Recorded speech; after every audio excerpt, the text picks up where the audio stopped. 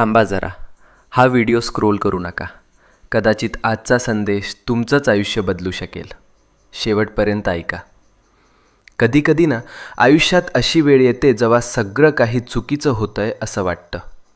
कितीही प्रयत्न करा, कितीही मेहनत करा, तरीही गोष्टी हातातून निसटतात. आणि मग मनात एकच प्रश्न उठतो, हे सगळं माझ्याच बाबतीत का होतंय? आपण हसतो वरवर, पण मनातून तुटलेलो असतो.